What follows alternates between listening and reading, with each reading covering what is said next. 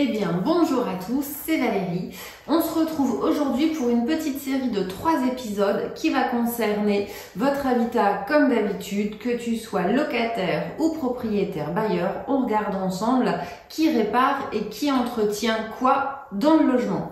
C'est parti! Alors c'est très simple, comme d'habitude en gestion locative, pas de place à l'amateurisme ou au hasard, tout est écrit dans la loi. On a un décret qui est vieux, qui date du 26 août 1987. Il a été consolidé, donc revu en 2016. Un décret, c'est toujours un peu long, rébarbatif, écrit en tout petit. T'as vraiment pas envie de le lire. Ma foi, pour cette fois-ci, le ministère de la Cohésion et des Territoires, il a fait un petit guide illustré des réparations locatives. Aujourd'hui, on va s'attarder sur 2 pièces, l'entrée et puis la salle à manger séjour. C'est parti, nous voilà dans l'entrée. Alors, en gestion locative, comme dans la vie en général, on retiendra 2 grands principes. La première, c'est la discussion et le dialogue. Quand il y a un souci, il faut toujours en discuter. Et puis la deuxième, c'est le bon sens. Si on n'oublie pas et si on garde en tête ces 2 principes, globalement, ça se passe toujours très bien. Sinon, en termes de réparation locative, l'idée, c'est que c'est le locataire qui habite le bien, donc c'est le locataire qui répare et qui entretient l'usage normal du bien. Alors, comment ça se présente ce petit guide? Il y a 2 couleurs. Une couleur pour le locataire, tout ce qui est vert, et une couleur pour le propriétaire, ce qui est orange. Nous voilà dans l'entrée. Alors, je sais pas si tu vois bien, mais sinon je te remettrai par-dessus le visuel pour que ce soit pas trop désagréable. Là, j'ai pas le retour de la caméra.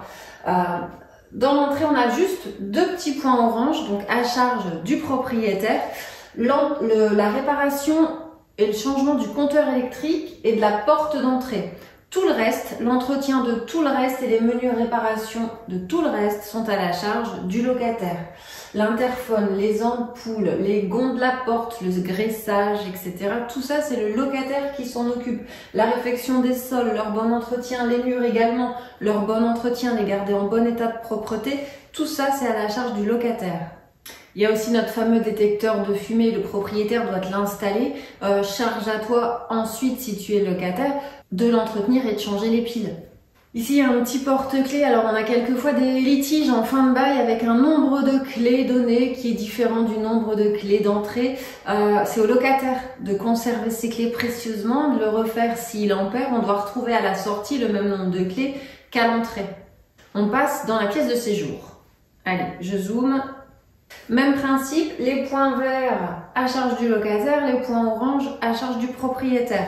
Il y a essentiellement 2 points orange qui sont à la charge du propriétaire. C'est le remplacement, dans les 2 cas, d'une fenêtre ou d'un radiateur. L'entretien du logement, il incombe évidemment à la personne qui l'occupe, donc au locataire. Regarde ici, on a fait un zoom sur la fenêtre.